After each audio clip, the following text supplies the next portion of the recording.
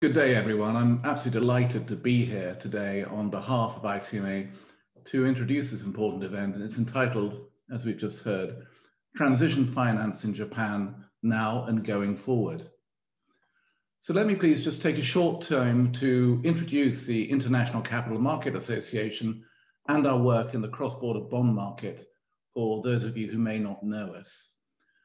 Secondly, to underline our commitment to sustainable finance in support of the essential transition to zero carbon, an endeavor of profound concern to all of us. And thirdly, to talk about the philosophy behind transition finance and the ICMA Climate Transition Finance Handbook. Very briefly, ICMA is a not-for-profit membership association with offices in Zurich, London, Paris, Brussels, and Hong Kong, serving around 600 member firms in 60 countries. It represents a very broad bond market constituency, including private and official sector issuers, banks, broker-dealers, asset managers, pension funds, insurance companies, market infrastructure providers, central banks, and law firms. And we provide industry-driven standards and best practice recommendations for the fixed income markets, prioritizing four main areas: primary markets, secondary markets, repo and collateral markets, and sustainable finance. In addition, we work with regulatory and governmental authorities, helping to ensure that financial regulation is fit for purpose and supports stable and efficient capital markets.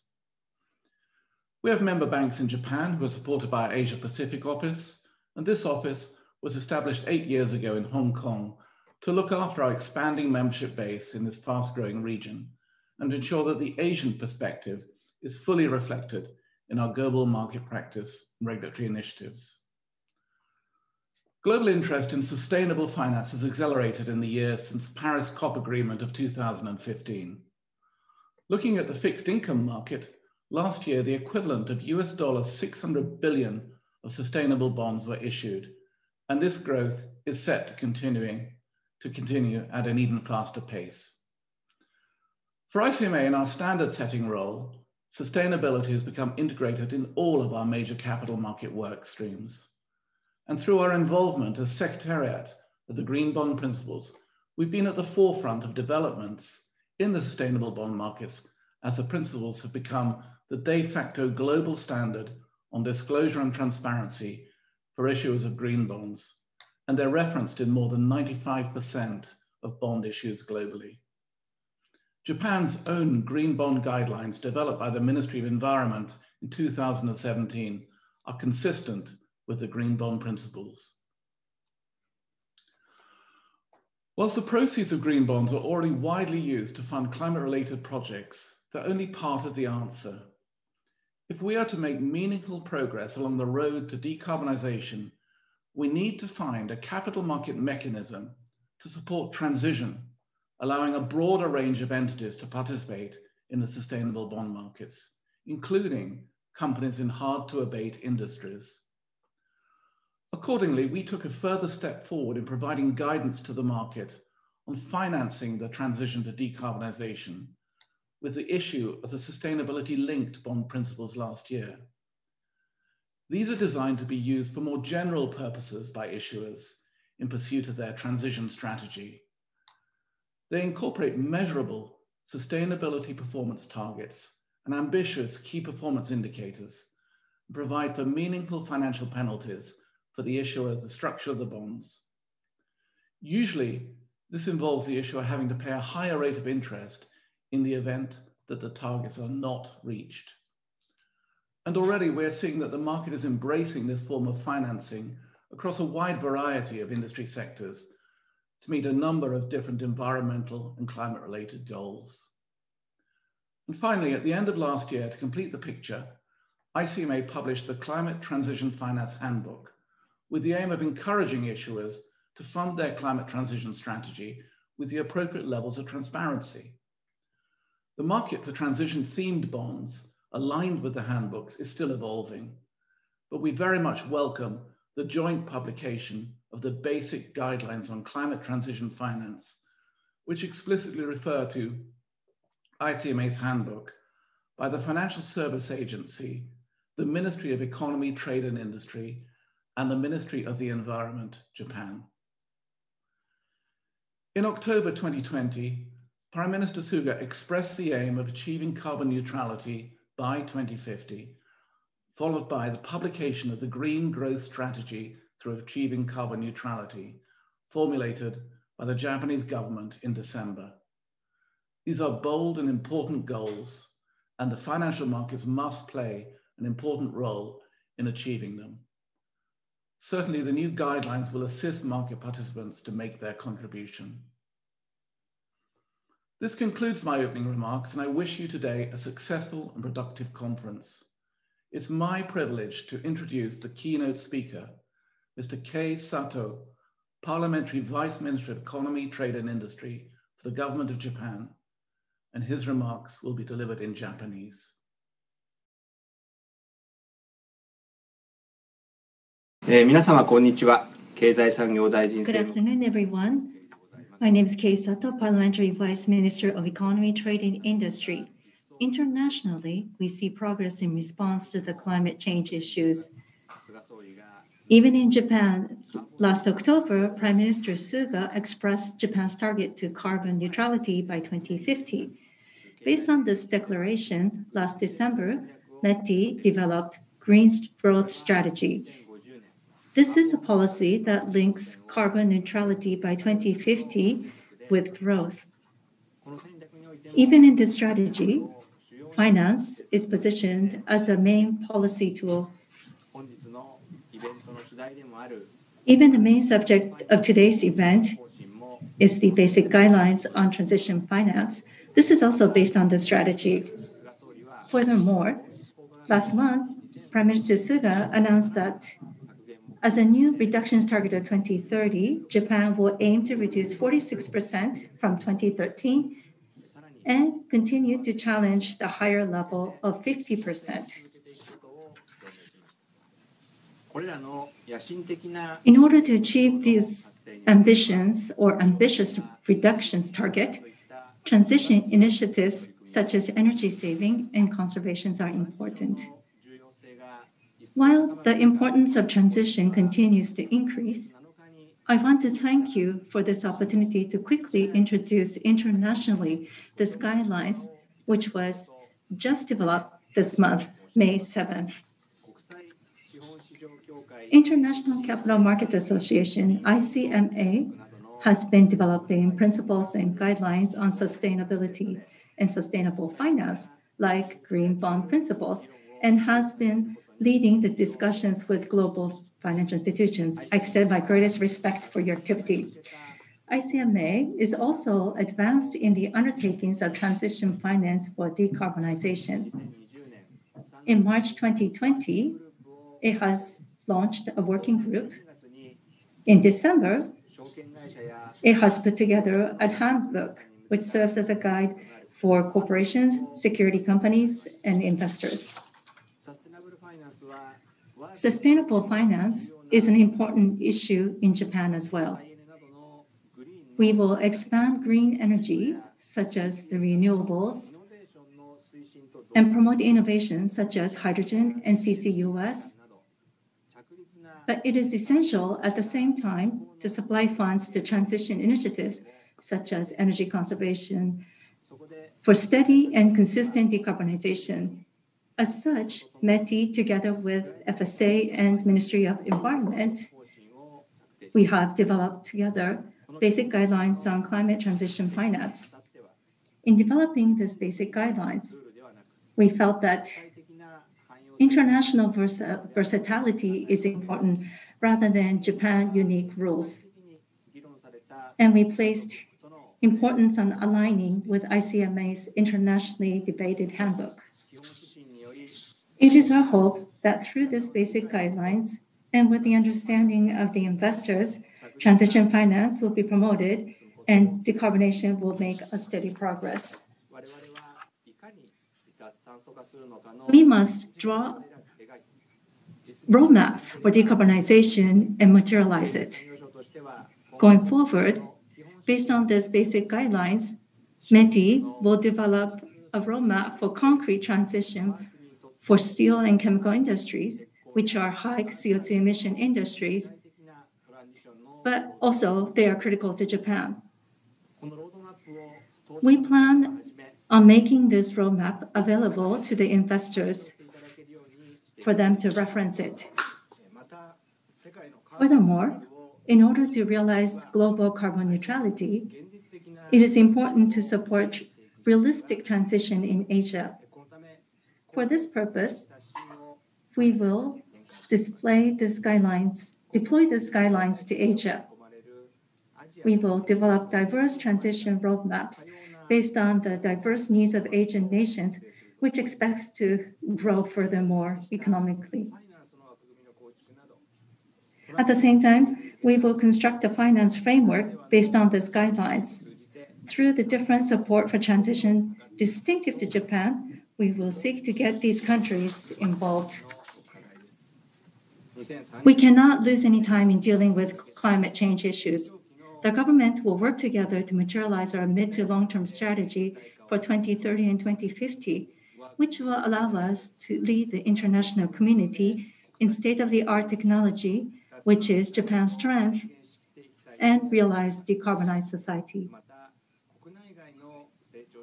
It is my hope and expectation that growth funds in and out of Japan be utilized for transition initiatives for the Japanese companies with both potential and skills to contribute to realizing carbonized neutrality.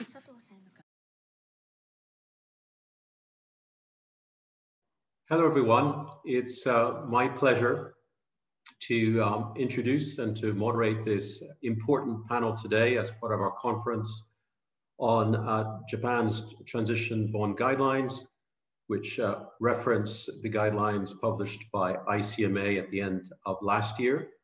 I'm going to start by introducing the esteemed members of the panel who are joining me today. So we have first Ms. Motoko Ogawa, who is Deputy Director of Environmental Economy Office, Industrial Science and Technology Policy and Environmental Bureau at Japan's Ministry of Economy, Trade and Industry, known as METI. We also have Ms. Reiko Hayashi, who is the Director and Deputy President of Bank of America Securities Japan, and who is also, and we're very lucky to have her, a board member of ICMA. We have also Ms. Atsuko Kajiwara, Head of Sustainable Finance Evaluation Group at Japan Credit Rating Agency. Mr. Kazuo Sakari, Managing Executive Officer, Chief Financial Officer of JERA of Japan. And we also have Mr. Chris Igo, Chief Investment Officer of AXA Investment Management Corp. Now, having done the introduction, I think we're going to start this panel with the help of METI and Motoko-san, who will be giving us an introduction with some slides on Japan's transition bond guidelines. Motoko-san, over to you. Thank you very much for introduction. Thank you for giving me an opportunity to introduce Japan's policy on transition finance today. My name is Motoko Ogawa, Ministry of Economy, Trade and Industry, METI. I'm in charge of environmental economy, in particular finance at METI. Flip the page, please. Thank you. Today, carbon neutrality by 2050 is a common goal for many countries.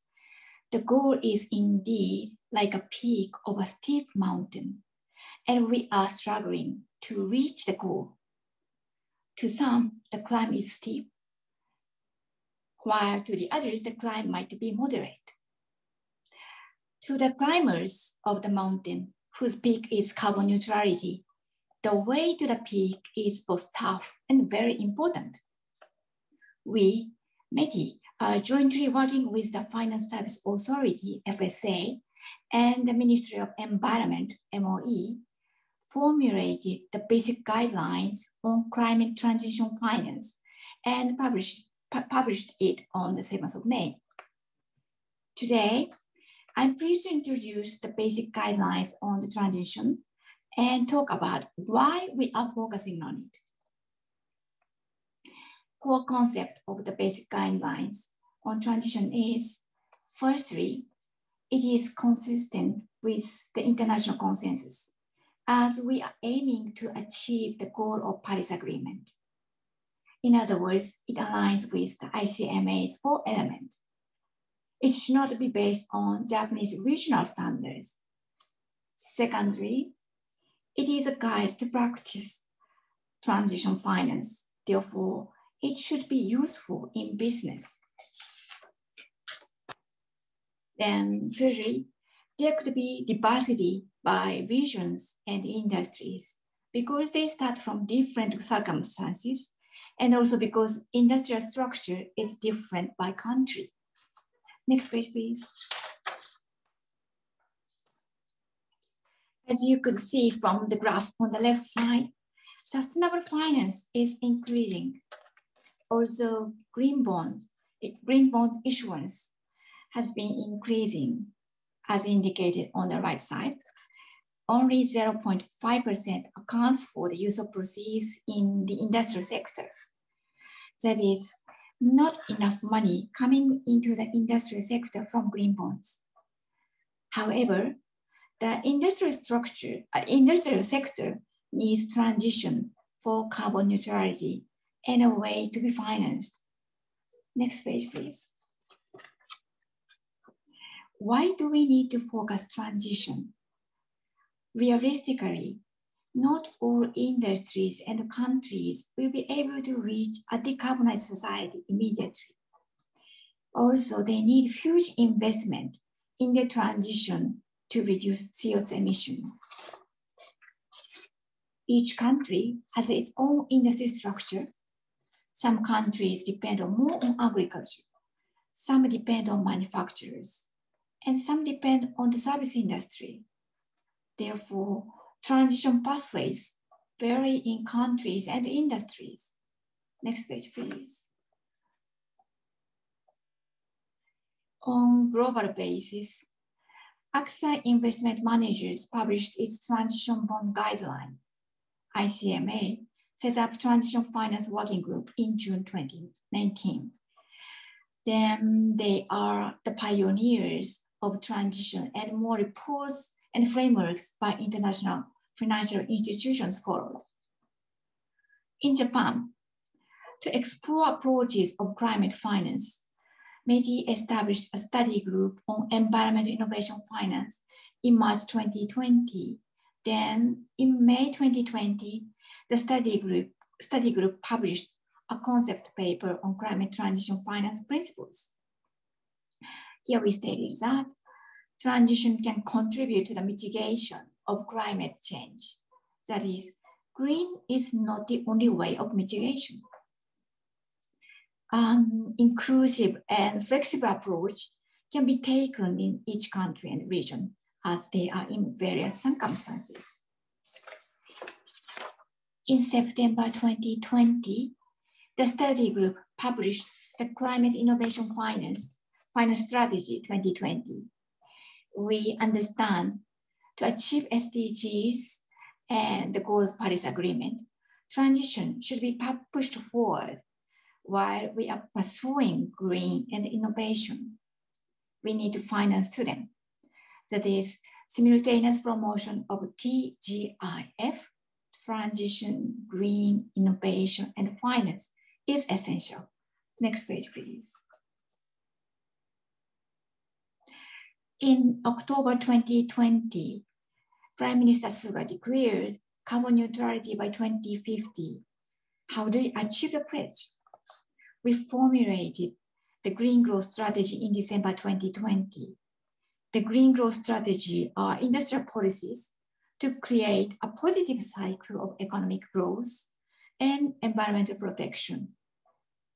It shows action plans for 14 growth sectors, such as hydrogen and batteries, and 5 cross-sectoral policy tools, including finance. In Green Growth Strategy, we position transition as an important finance tool. Then in December 2020, ICMA published the Climate Transition Finance Handbook. This is to respond to market expectation, to share the common understanding of how to proceed transition finance. Next page, please. In January 2021, METI, together with the FSA and MOE, established a task force on preparation of environment for transition finance. 3 ministries decided to work together as transition deeply relates to industrial policies. At the same time, transition is an important part of sustainable finance, which is currently discussed at FSA's expert panel. And it also relates to green bonds, whose guidelines have been made by Ministry of Environment. On 7th May, we published the basic guidelines in line with ICMA handbook to secure the transparency of transition finance to be widely acknowledged in the market. Let me introduce key points of the basic guidelines. We cover both bonds and loans. In Japan, indirect finance is more common. Therefore, we included loans in the basic guidelines. The basic guidelines do not specify transitional assets nor trajectory of each industry. ICMA handbook indicates scenarios widely recognized in the international community, such as IEAs, as science-based trajectories. We will develop roadmaps for hard-to-abate sectors so that fundraisers can refer to in developing their own strategies, and finance institutions and investors can refer to in considering their investments. This is to have more practical options in trajectories which meets the goals of Paris Agreement. Each company should have its own strategy, then should have its own pathway. The journey to change will not necessarily be linear with the same slope at all times. Next page, please.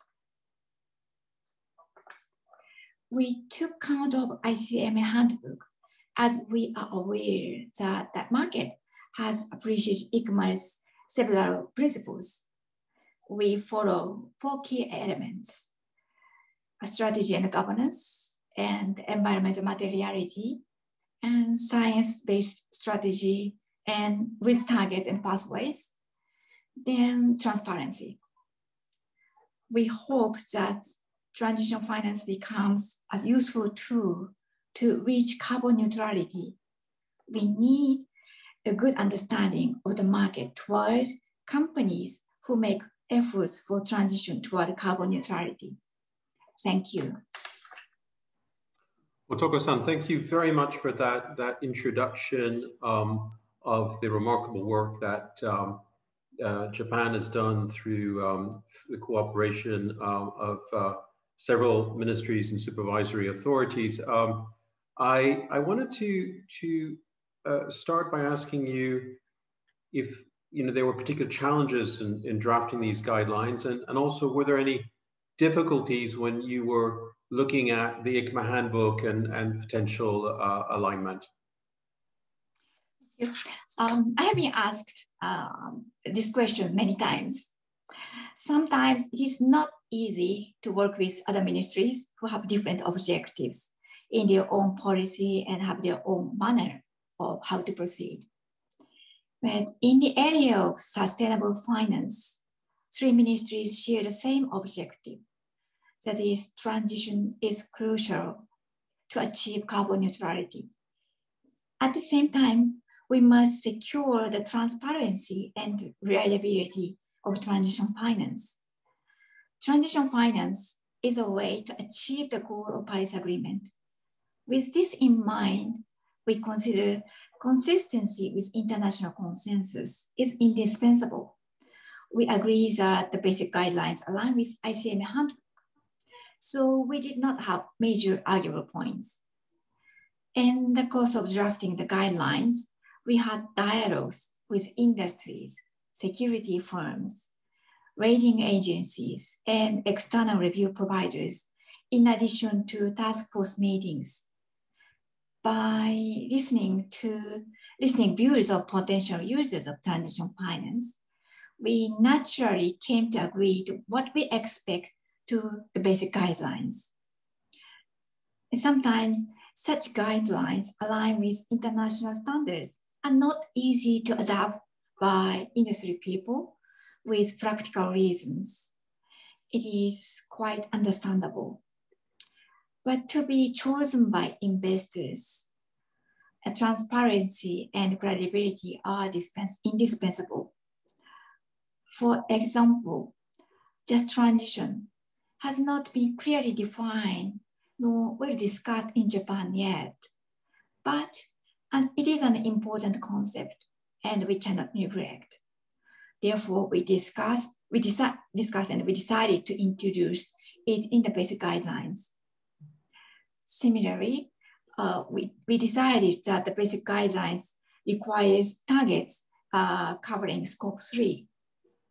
We understand setting scope 3 targets is not easy in all industry sectors, but it is getting more required internationally. So we discussed in the task force and chose to keep in line with ICMA handbook. Those are my experience during drafting the guidelines. Thank you, Motoko-san. And so the three ministries we're talking about, of course, is METI, the environmental ministry, and then, of course, the Japanese FSA. So quite remarkable cooperation between the three. And thank you for the comments on scope 3, because indeed that is quite a challenge, and interesting that you know the guidelines raised to that challenge. I'd like to turn now to Reiko-san from Bank of America Securities, but also, as I mentioned before, an important and valued member of ICMA's board. I wanted to ask if you had any further comments on you know, particularly the work of the task force which you were part of, and also this question of you know how useful the reference to the ICMA handbook turned out to be.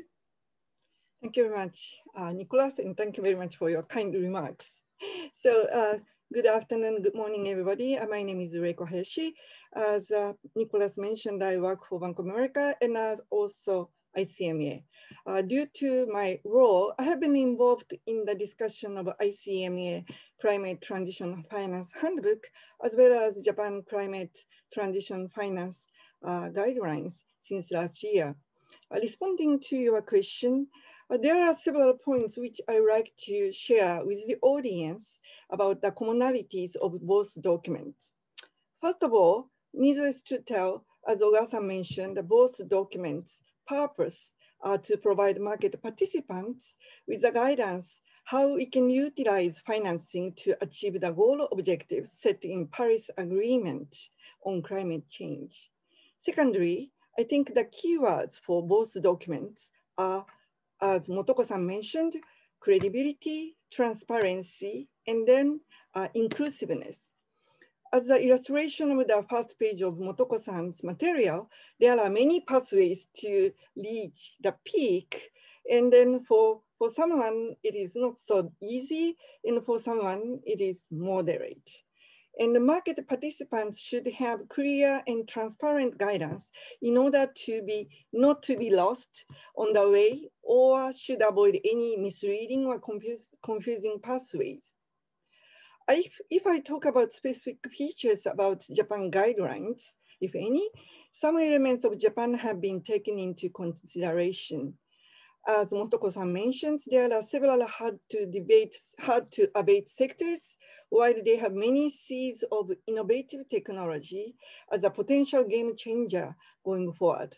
Also, bank lending plays a relatively bigger role in Japan. And then also there are many cases of consortium typed financing for project finance. So I think Japan guidelines have coped with those elements, which might be slightly unique to Japan. Having said that, all in all, I feel that Japan guidelines are well aligned with ICMA handbook, and I hope Japan guidelines will be widely utilized by many market participants, not only in Japan, but across the globe. Thank you. I'm back to you. Thank you, Reiko-san, and we share your hopes, and actually we're aware that there's a lot of work going on in the market with respect to how to apply these guidance from the ICMA handbook. I'd like to turn to Chris Igo of AXA now. And Chris, let me ask you the sort of obvious question in this context is, what is a sort of international and European point of view with respect to the efforts that Japan has been making with these official guidelines? Yes. Hello, everybody. I think it's very welcome to see these developments. Climate change is a global phenomenon, and the fact that we're achieving international consistency in areas like transition finance, I think is to be very welcomed. From my point of view, I represent a large asset manager in Europe. Our entire business is being reorientated to combating climate change. We're a member of the Net Zero Asset Managers Association, and that requires us to set out very clear reductions in our own exposure to carbon over the next decade. So transition finance, along with green finance and other forms of sustainability finance, are going to be increasingly important tools in our toolkit as we allocate our clients' money towards achieving the reductions in CO2 emissions. So I think the fact that the guidelines are consistent with the ICMA handbook is very encouraging. I think to us, the experience from Europe is to have clear guidance from governments, from regulators on how we describe the different forms of financing in what I would call the broadly green area. Some of that, I think, which is important, is to identify those sectors where transition finance is going to be most appropriate. So we've already heard about the hard to abate sectors like steel and chemicals and shipping. I think also it's a very dynamic process, and this will evolve. We've had the EU discussions on transition being very much part of the broader discussions on the European Green Deal and the development of the EU taxonomy on sustainable finance. And it hasn't always been smooth. There's been some disputes, for example, about how the gas sector is treated in that taxonomy. So it's important to have all stakeholders represented in the development of these guidelines. And the fact that we have 3 government agencies in Japan working together to develop the guidelines, I think, again, is very encouraging. From an investor point of view, I think it's very obvious that some of the principles set out in the handbook and which have been represented in the Japanese guidelines are super crucial. So it's about, from the issuer point of view, referencing specific climate scenarios, about the ability to provide the right kind of disclosure in terms of pathways, science-based pathways, but also reporting of KPIs, for example, using TCFD and so on. And that allows investors over time to allocate capital much more efficiently. Obviously, with something like a transition bond, there's a mechanism for ensuring that issuers stick by their strategic plans. But in a broader theme of transition, we need to know that companies across a whole range of sectors are doing what they say they're going to do. And now, as investors, we have access to those pathways across a whole range of sectors and industries, and down to the individual issuer. We can monitor the progress of how those companies are doing in terms of reducing their emissions over time, even if it's not in a formal transition financing vehicle. But I think having the principles, the framework is super important, and it plays an important role in the more holistic approach towards the energy transition. I referenced the IEA recent net zero report. A couple of things that struck me in that was that, you know, on current plans, we're not going to achieve the less than 2 degrees target by 2050.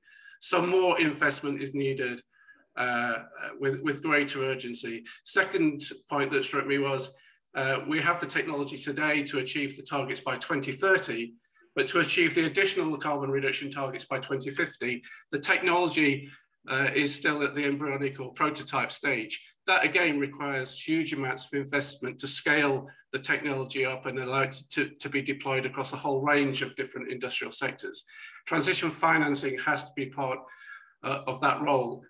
And because we're talking about companies that currently are greenhouse gas emitters, standard ESG investment strategies probably aren't suited to providing the finance to help that transition. So I think specific transition vehicles are very important, and it's very encouraging to see these clear guidelines coming out of Japan. Thank you very much, Chris. That's really interesting international perspective. And I should mention that AXA played a very important role as part of the working group that developed the ICMA transition guidelines. So thank you for the leadership from AXA also in this space. Now I'm going to turn to Japan Credit Rating Agency and to Atsuko-san, and come to the very important role that external reviewers play in the sustainable bond space, and of course specifically in relation to transition. And I wanted to ask Atsuko-san, what are the benefits of these basic guidelines being produced, and both for your work, but also for companies seeking to raise finance in sustainable finance and obviously transition finance? Thank you, Nicholas. So hello, everyone. My name is Atsuko Kajiwara of Japan Credit Rating Agency. So before starting commenting on the basic guidelines, I'd like to introduce myself or my company. We, JCR, was established in 1985 as a credit rating agency. And in sustainable finance space, we have been joining ICMA observer since 2018 as an observer, and also we also joining the climate transition finance or social bonds and sustainability linked bonds working group. And as for the transition finance space, I've been working together with Reiko-san and Motoko-san as a study group of set by the 3 ministries and agencies. So could you turn to the next slide, please?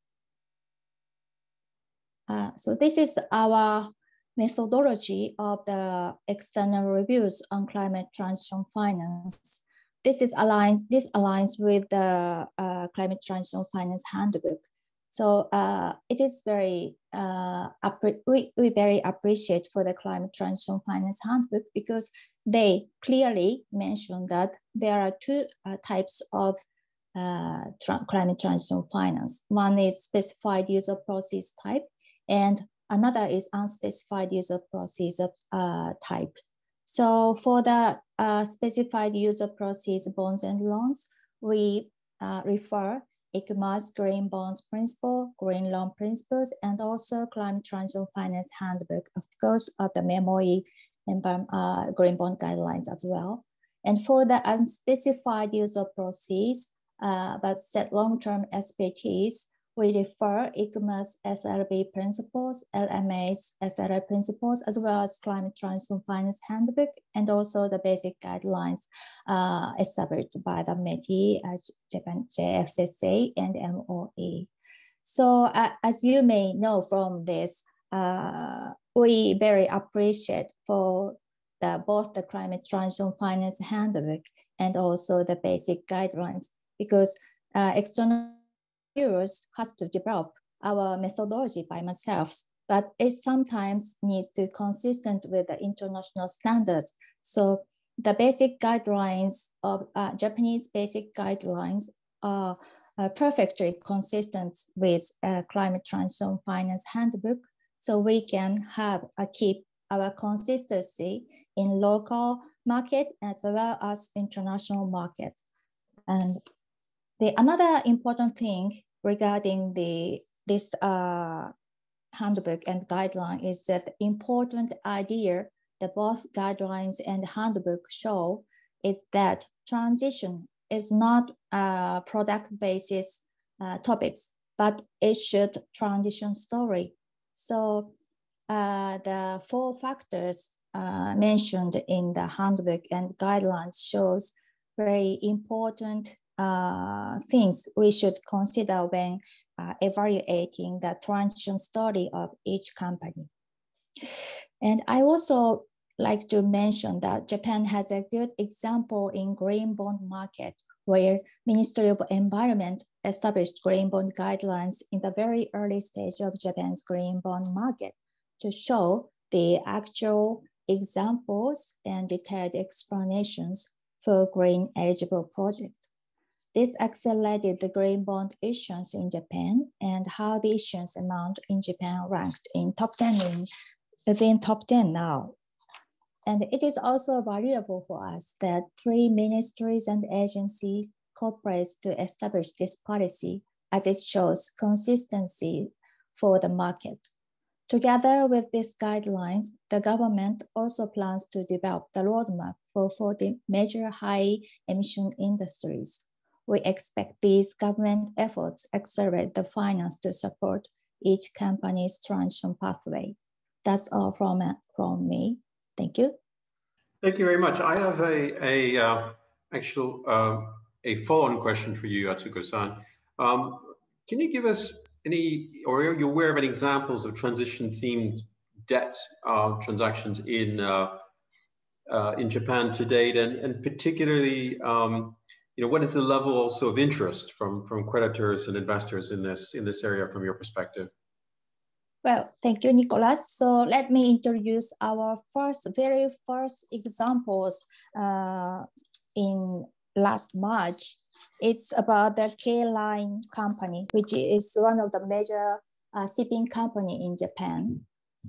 This is the outlines of this climate transition finance. So this is done by loan type, and this is a user process type of the loans. And the type of finance is operating lease loan types. And structuring agents are Mizuho Sumitra Bank and Mizuho Securities. And user proceeds are next generation environmentally friendly LNG fueled car carrier, which has a very CO2 emission reduction effects.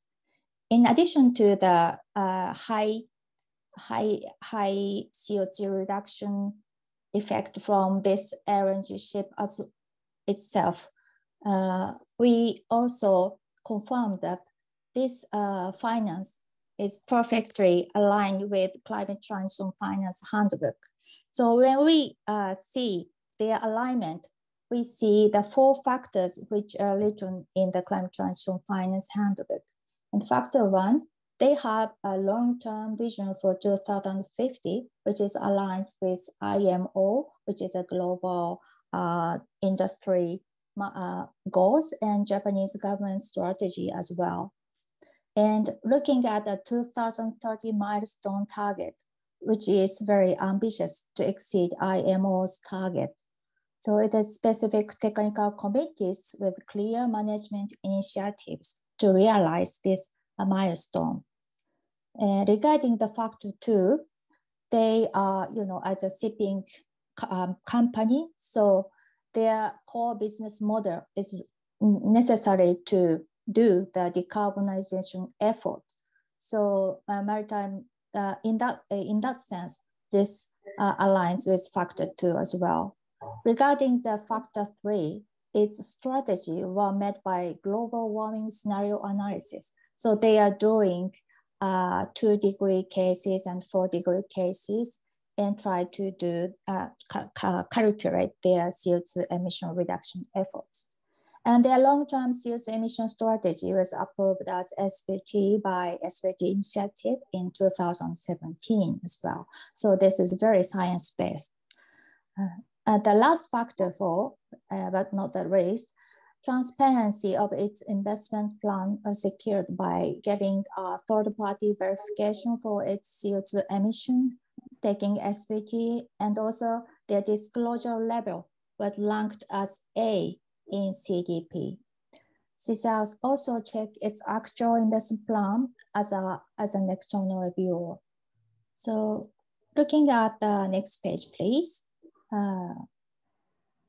This is a K-Line's environmental vision for 2050s. I just picked up the action plan to 2030 only here, but you will see they have a very clear measures how to realize their 2030 CO2 emissions reduction plan. And LNG fuel SIP is one of the major important measures for realizing the 2030 target. And could you please go on to the next page, please. Now, K-Lines has several technology for achieving its environmental vision for 2050. This is also except from their environmental vision. But as you see, there are so many measures or innovation and efforts to try to decarbonize the maritime industry. I just show here only 2020, but they have this plan until 2050. So through this case, maybe the Japanese market knows we need to consider not only the product, but also we have to see the science-based long-term vision to realize the transition. And after this loan, we have many inquiries from the financial markets or the corporates or other financial market stakeholders. Thank you, Atsuko-san. That's very interesting, and thank you for this example in the loan market. Let me turn to Reiko-san from Bank of America and ask a sort of underwriter perspective on market interest. So yeah, thank you very much. After the release of ICMA handbook last year, and then also after the release of setting up Japan transition finance by three ministries, I have seen strong interest from many clients, and then I have been very tied up with marketing this idea. And then this is not only due to a country level commitment to carbon neutral, but also due to the fact that market participants regard transition finance as the opportunity of business growth. Let me explain a little bit what's going on at Bank of America.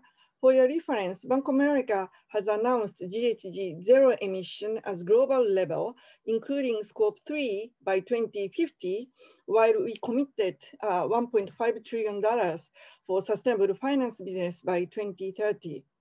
In order to achieve these goals, a bank is stand alongside clients in helping drive the transition in sustainable lending, investing, and market activities.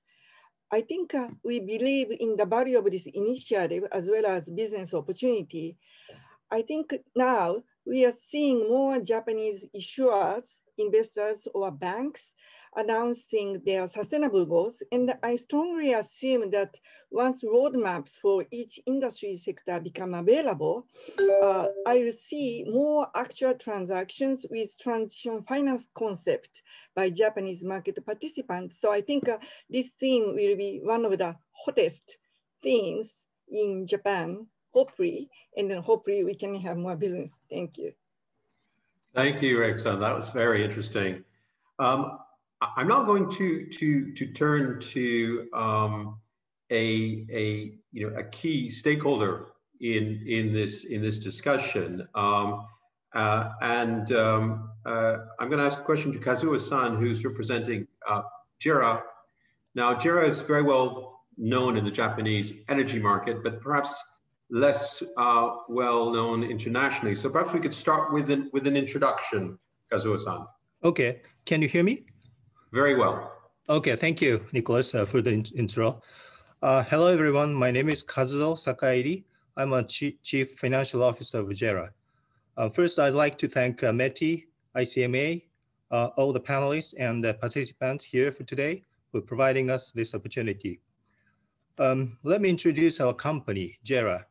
I think the majority of the audience for today is now familiar with the name of JERA, because our company is a newly established company. Since establishment in 2015, JERA has merged fuel thermal power generation business carved out from Tokyo and Chubu electric power companies, which are the largest and third largest utilities in Japan, by phase through to 2019. Since then, JERA's business spans, as you see on the screen, I guess, on the screen? Didn't I? Okay, on the screen, across the globe, global energy value chain from upstream field development, procurement to power generation and wholesale of electricity and gas. To give you some ideas about the scale of JERA's business, JERA has invested in 5 upstream projects, owns 20 LNG tankers to carry LNG sourced from 13 countries. Next slide, please. JERA handles the world's largest volume of LNG, 36 million tons a year. That is primarily used as fuel at our 27 domestic thermal power stations to meet 1/3 of Japanese electricity demand, while the rest is traded through our trading wing in Singapore. We also invested in several renewable projects as well as power generation projects around the world. If I describe the company's scale from the financial standpoint, in fiscal 2020, JERA Group's net sales were about 2.7 trillion yen, or $24.8 billion US, and net income was 157 billion yen, or $1.4 billion US. Total assets worth about 4 trillion yen, or 37.1 billion US dollars, and the balance of interest-bearing debt is about 1.6 trillion yen, or 14.6 billion US dollars. The amount of net assets is about 1.7 trillion yen, or 16 billion US dollars, and capital adequacy ratio is 41.2%. Currently, about 60% of JERA's profit comes from our domestic business, though we plan to shift our business focus to the global side with the target of 60% from overseas and 40% from the domestic business in fiscal 2025. Thank you. Back to Nicholas.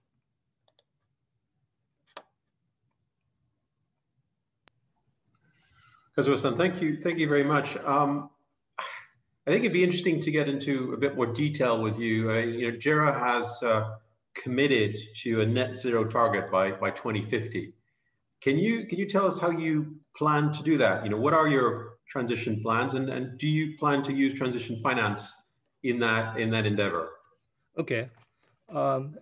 Before going into in detail, first, let me express deep appreciation for ICMA and METI to provide us with a climate transition finance handbook and Japan's basic guideline on climate transition finance. I found it very useful for the company like us to create a carbon-free society. Thank you very much.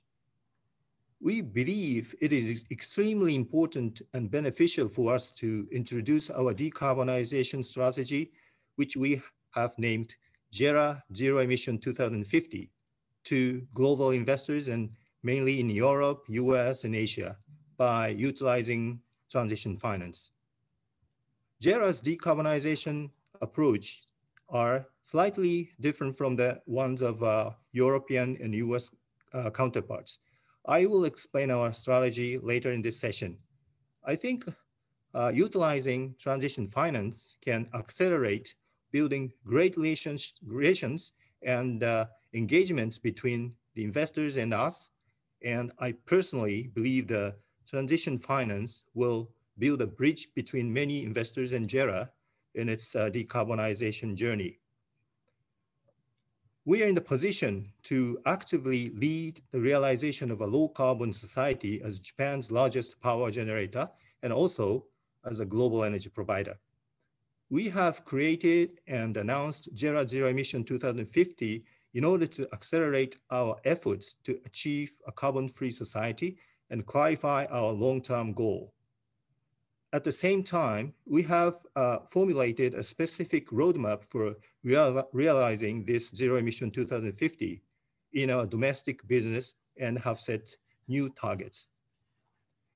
Due to Japan's geographic features, such as a mountainous landscape and deep waters surrounding the country, there are some limitations in introducing renewable energy in Japan.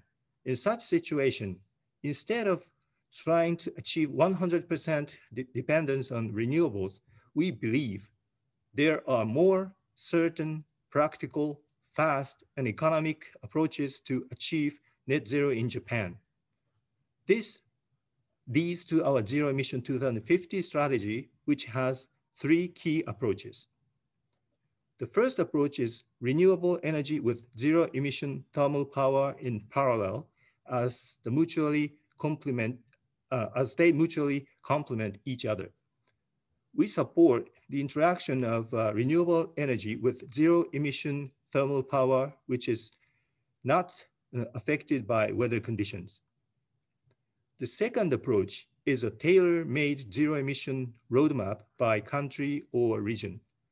Countries and regions have different stages of economy growth and different types of renewable energy that can be introduced depending on their geographical conditions. We would like to create an appropriate roadmap for each country together with the local stakeholders and support their implementation. The third approach is to pursue smart transitions. We'd like to leverage realistic and available technologies at present to take immediate actions instead of just waiting for better or perfect solutions comes in. When new technologies are developed in the future, we will swiftly introduce such newly available solutions to keep moving forward. We have created Japan's roadmap first, as we are a responsible party in this country. Please see the roadmap displayed on the screen. Yes, this roadmap states that ammonia and hydrogen will be used as fuel at thermal power stations while decommissioning all inefficient coal-fired power stations by 2030. Ammonia-fired power generation reduces CO2 emissions from existing power stations. In the early 2020s, we are going to start demonstration test of ammonia-fired power generation, starting with a 20% mix of ammonia, and plans to continuously increase the mixing ratio while expanding this technology to multiple power plants, aiming to 100% ammonia fire generation to achieve a carbon-free society. To secure a large amount of ammonia to meet an utility scale demand, we have been working for several potential partnerships. Recently, we have reached a memorandum of understanding with a Norwegian company named Yara International, the world's largest manufacturer of nitrogen-based fertilizers, regarding the construction of the ammonia value chain, including development of the blue ammonia production project. In addition, we have signed MOU with Petroleum Nasional, a Malaysian state-owned oil and natural gas company, regarding a collaboration in the field of decarbonization. Hydrogen-fired generation can also reduce CO2 emission. Compared to ammonia, there are more technical issues that need to be solved. For example, transportation, how to deliver hydrogen to Japan is a question to be answered. In the meantime, we have been increasing our engagement with the development of new hydrogen-related technologies in other countries which are relatively free from the issues of transportation, unlike Japan. Therefore, we will be ready to utilize such technologies in Japan immediately after identifying transportation solutions in the future. Thank you. Kazuo-san, thank you very much. That was very illuminating and just detailed enough. So thank you very much for that. I'm now going to come back to Atsuko-san and Japan's credit rating agency. And I wanted to ask you, Atsuko-san, are there any particular challenges in the energy sector for external reviewers? Well, thank you very much. So as was explained by Mr. Sakaeri, that Japan's energy sector faces abundant limitations and difficulties, especially for the geographical challenges when trying to realize carbon neutral. It also has severe natural disasters very often with high population density in a mountainous small land. So we cannot overwhelm such tremendous challenges with the current clean energy technologies. It is obvious that we need new technologies with further innovation.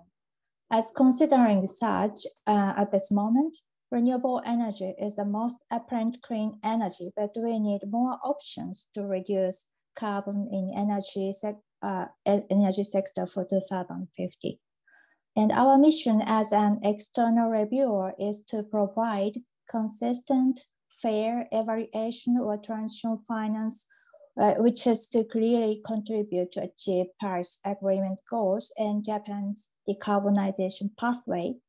We also have to provide objective and science-based correct message to the market in order to mobilize the finance to a sustainable society.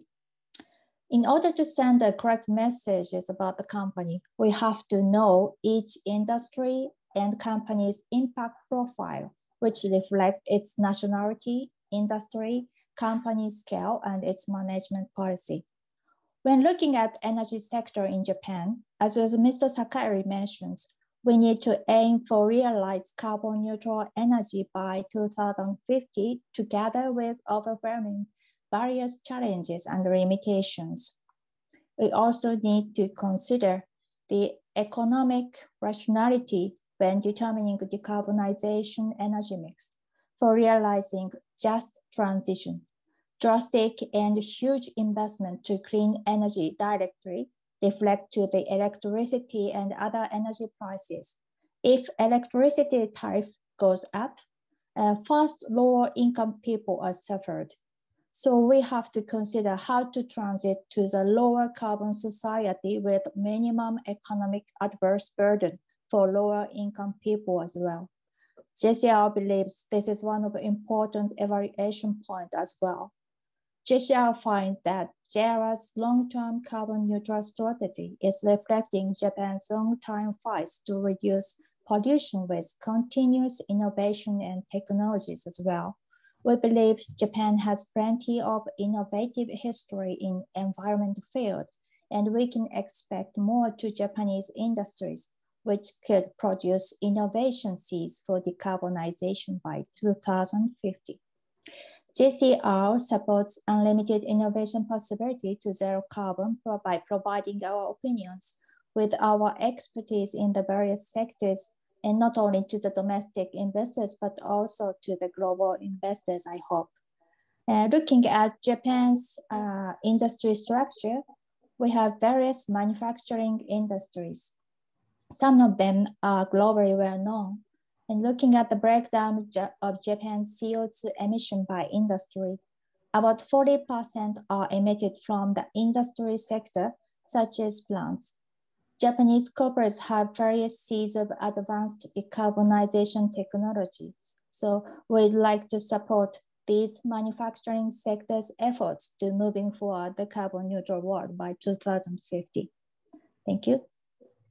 Thank you very much. I think it'd be interesting to get a quick, again, market perspective on the plans that JERA has shared with us. Reiko, looking again from the sort of financing perspective, this question of transition finance, how do you think the markets will react when presented with transactions to finance the strategy which JERA has so eloquently presented to us? Thank you.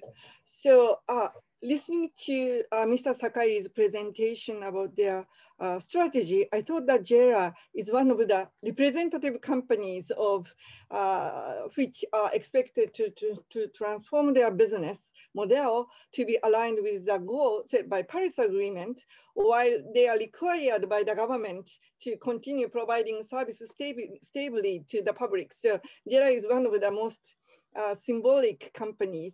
And then listening to his explanation, I was so impressed that JERA has made rather detailed and ambitious trajectory, which requires big efforts.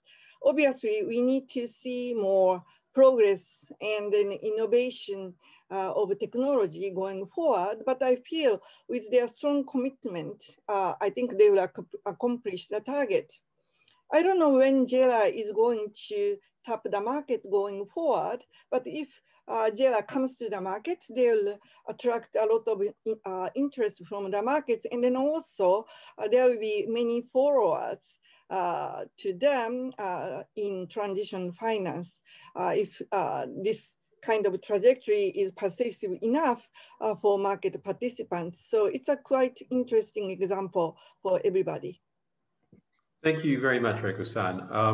I'm going to continue on this sort of coming back to the market perspective and also with a sort of international again outlook.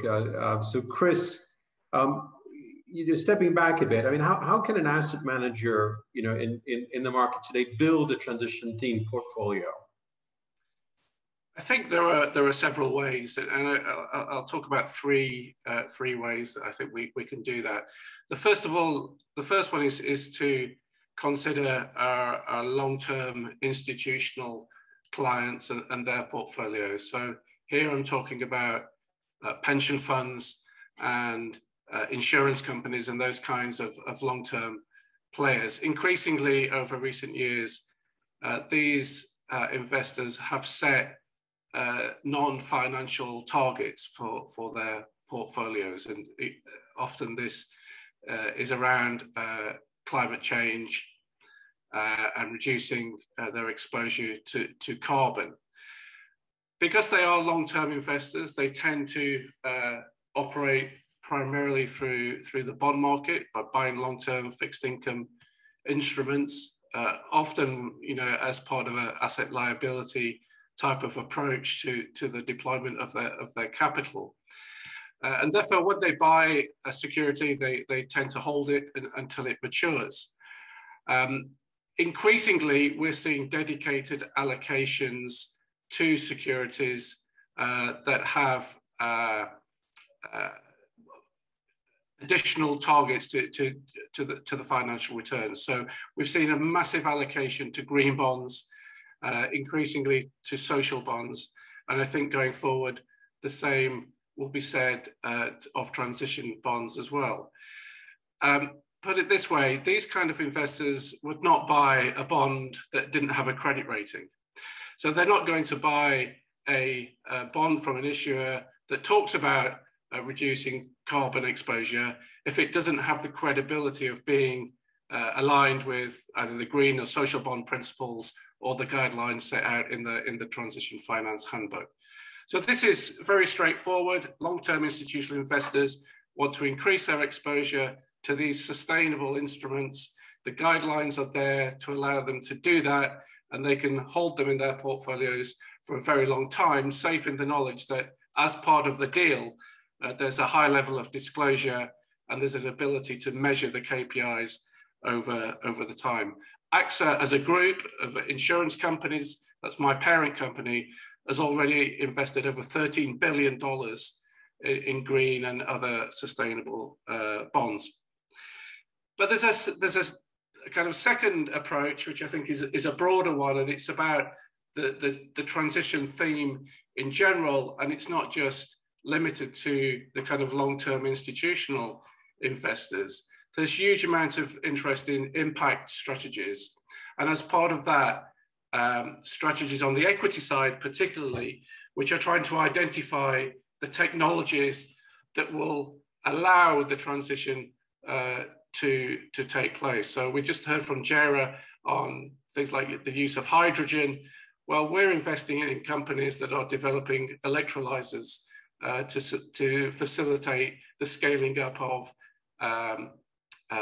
green hydrogen production. We invest in technologies like electronic batteries, in companies that facilitate greater energy efficiency. And these kind of clean economy transition equity strategies are increasingly popular. They often are also, as part of their offering at a commercial side, include very high level of reporting at the portfolio level and at the line by line level. So investors in those strategies can be assured that the companies that we invest in do have clear pathways, do have a science-based credibility in terms of their overall long-term strategic ambitions. And that gives the investors the comfort that they require. And lastly, quickly, I think we can build transition themes into mainstream investment portfolios. Increasingly, but partly because of regulation, but also because of investor demand, a bond portfolio or an equity portfolio has to report on its ESG profile. So it has to report on things like carbon intensity, on water intensity, on a range of social issues. So mainstream investing is not like it was 10 years ago. It's incorporating much more of these responsible themes, these sustainable themes, and that, I think, ultimately contributes to the transition that the transition to a lower carbon economy over the next few decades. Chris, thank you very much. That was a very interesting perspective. I am now going to jump back to Motoko-san and METI, and you know, as sort of the final question, ask, you know, what are METI and I'm, you know, perhaps speaking also on behalf of the other you know, ministries and agencies, you know, what are the best hopes for the role of these new guidelines on climate transition finance in supporting company transition in Japan? Thank you, Nicholas. In short, we expect market evaluate transition finance adequately. In other words, as far as company strategies toward carbon neutral is clearly envisioned, such efforts should be evaluated by the market. Transition pathways vary by each company. To 2050, as Chris and Atsuko-san mentioned, we need more innovative technologies and need invest to them. So understanding of various technologies and change of such technologies are also required to the investors. Therefore, I imagine it is not an easy job. It's not an easy job to evaluate companies in the area of transition. As Sakari-san indicated, the basic guidelines are the bridge. So I hope the basic guidelines have communication between investors and companies who need to be invested. Yeah, thank you. Thank you very much, Motoko-san. That's great. And with this, I think we're ending the part of the panel itself, and we're going to be opening up to the Q&A. I'm going to ask your help, Motoko-san, and also Reiko-san, to do that. And I think that we have roughly 10 minutes for the Q&A. So that's probably 2 or 3 questions. So I apologize in advance if, you know, to those who've asked questions, we can't answer everything. So you know, perhaps starting Motoko-san, Reiko-san, are there what would be a first question? May I start? Please, please. Actually, this is my question. Also, I found this is coming from the audience. ICMA published the handbook last December, and I heard that you might possibly update the handbook. So may I know what is your plan? So okay. This question is Nicholas. Thank you very much. Yes, it's interesting. I think that there was some misinterpretation in the market of remarks that we made early in the year. So this is an opportunity to clarify. We won't be updating the Climate Transition Finance Handbook as such this year. It came out only in December. What we are going to do is hopefully in slightly more than 10 days on June 10th, as part of the annual conference of the GBP SPB, we will be presenting updates to the principles themselves, so especially the green bond principles. And we're going to reference the Climate Transition Finance Handbook and try to explain how the green bond principles and other principles work with the handbook. And we're also going to try to emphasize the fact that this overarching guidance, this handbook, applies both to the green bond approach, which is the use of proceeds, project and asset, but also to the new issuer level approach, organization level, represented by the sustainability linked bonds. And so, it's not, you shouldn't look at this handbook and say, it's about transition bonds. It's about how a company communicates its transition finance strategy, presents its disclosures, and then that helps developing transition themed bonds. They can be green bonds, they can be sustainability linked bonds. And then the handbook itself, maybe next year, we'll see. I mean, again, it's going to depend. So that's my relatively quick answer. Reiko, let me turn to you maybe for the Q&A. Yeah, thank you. The next question. All right, thank you. There are a couple of questions in Japanese, and then which might be asked to Motoko-san and then maybe Sakairi-san. So first of all, it's regarding EU taxonomy, and it might be tough for Motoko-san to answer the question, but the audience might be interested in how do you see the relationship between METI guidebook and taxonomy, and then also what else? Yeah, this is the first question. If Motoko-san is happy to answer.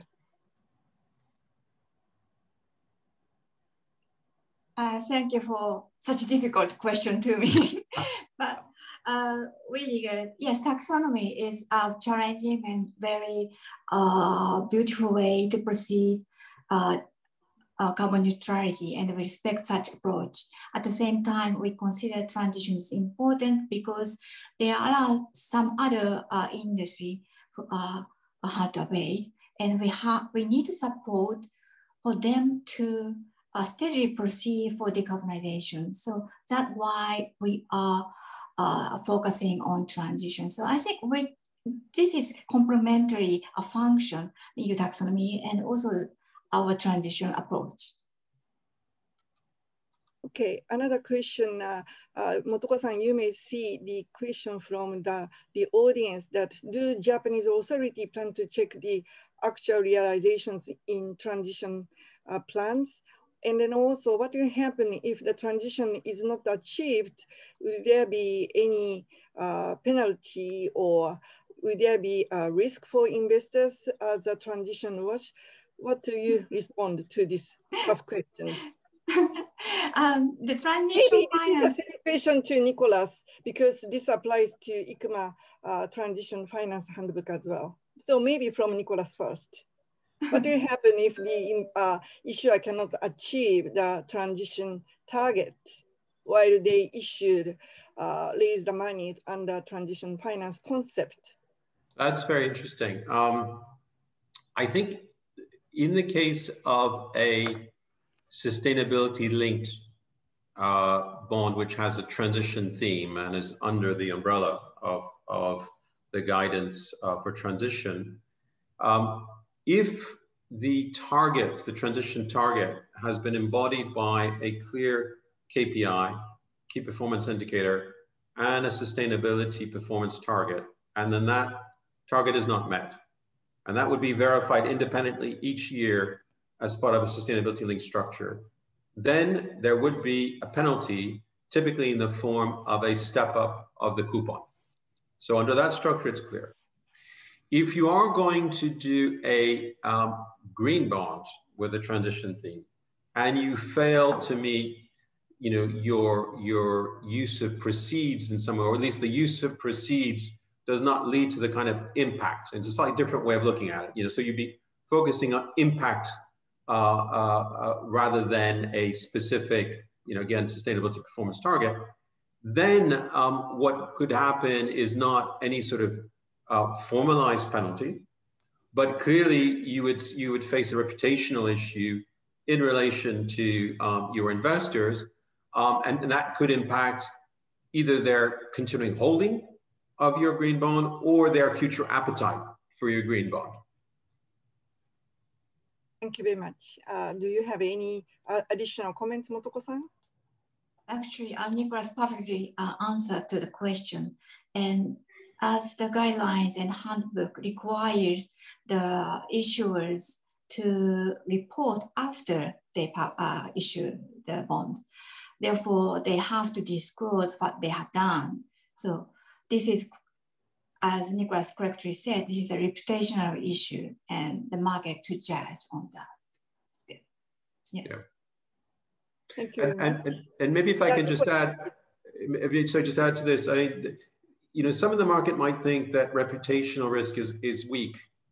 Let me assure you that it's not, because what happens then, what's extraordinary in terms of the wider impact of something like the Japan handbook and our proposal, it is that this provides transparency to all of the stakeholders, including the equity investors, but also policy, and of course, the civil society.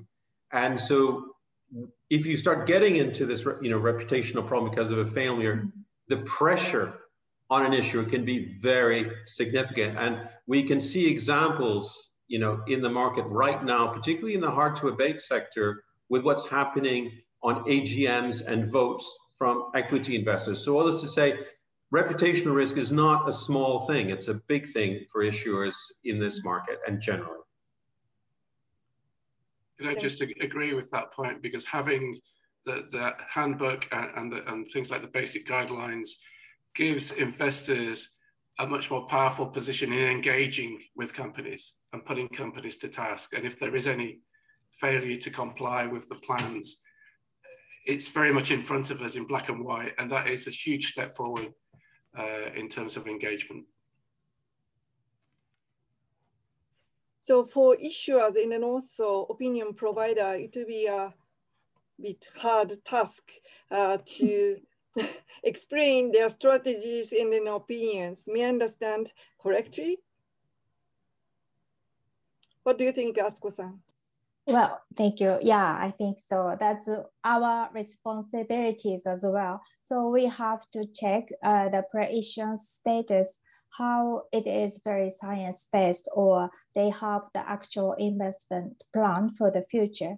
So, and we always ask the issuers when we verify the green bonds, whether if the asset is diminished or damaged, how do you explain to the investors? So we also ask the issuers when they issue the transition finance, what if you cannot achieve the target? What can you do for this? Then so we ask them to improve the transparency when the pre-issuance status. Thank you very much, Atsuko-san. Reiko, I think we have time for one more question, and then we'll have to go to our closing remarks. Do you think there's a final important question that we should raise? Let me check again. So most of the questions have been already answered. Right. There is one question to Nicholas that ICMA transition finance finance principles will be prepared or not? I don't think so. as you mentioned. Will there be transition bond principles? Yeah, I mean, that's perhaps again a good point to finish with, to reinforce the message. Having looked at this very carefully with a very big working group, we have more than 80 organizations, of which Bank of America and AXA and many more. We debated this question as to whether transition was best addressed through a product, so transition bond, or best addressed through overarching guidance and as a theme, which could be deployed for different types of products. And as you will have heard earlier, we decided the latter, i.e. transition is best looked at as a theme about strategy, about disclosures, and then you deploy your different products, bonds, loans, and different types of structures, use of proceeds, or sustainability linked. Thank you very much, Reiko-san. With that, I also thank the panelists, and I'm going to turn now for the closing remarks to Mr. Satoshi Ikeda, Chief Sustainable Finance Officer of Japan's Financial Services Agency, one of the agencies which have contributed and coordinated the guidelines which we've been talking about for Japan. Satoshi-san, over to you. Thank you, Nicholas, for the kind introduction. And I'm very pleased to see that the great discussion occurred during the course of this seminar. And first of all, I would like express a great appreciation to the ICMA and METI for co-hosting this seminar. Obviously, the transition concept is a very hot topic in the context of sustainable finance.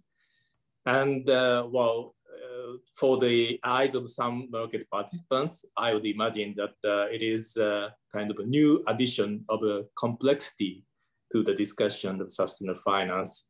Well, some say that we need, in addition to the green taxonomies, we need a transition taxonomies, or some say that the EU taxonomy should embrace the concept of transition more.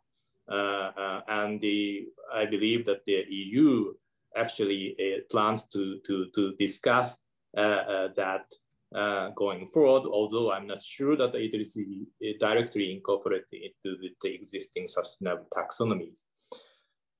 I hope that today's discussions have sorted out some of the complexities and difficulties associated with the concept of transition. But I would like to say that climate transition finance is not a kind of a transitory finance for just financing LNG or the other fossil fuel projects. It is intended to be the race to net zero finance anchored by the commitments to the carbon net zero. And well, let me reiterate that the features of the Japan's approach to green transition and climate, as I believe the Motoko-san from the METI described it a bit of that earlier. Well, Japan's approach obviously avoids the simple dichotomy in classifying green. Rather, it sees that as a spectrum and allows for the multiple shades of green, and accordingly accommodate multiple pathways toward carbon net zero as far as being credible and science-based. And I can say also that it is fully interoperable with a myriad of climate action initiatives, including the EU climate-related taxonomy. For example, those metrics and targets in reference to the EU taxonomy can be set even within the context of the Japan's basic guidelines on climate transition finance. And actually, it is a decentralized system. Actually, the answers to the questions Nicolo and Motoko-san elaborated that, well, reputational risk associated with transition finance will be a very powerful mechanism to require the issuers to comply with the concept of transition. But at the same time, it allows the evolution of the system over time, adjusting to new realities in terms of maybe available technologies and the market conditions. So I believe that the concept of transition is a very core of the transitioning to the carbon neutrality and climate neutrality, whichever you prefer to call it. And so please stop showing the slide. So, well, in closing, I would like to thank all the panelists involved with the discussion in enlightening us in understanding this emerging and very important field. So, well, with that, I'd like to say that thank you all for participating in this seminar, and I'd like to end the session. Thank you. Bye.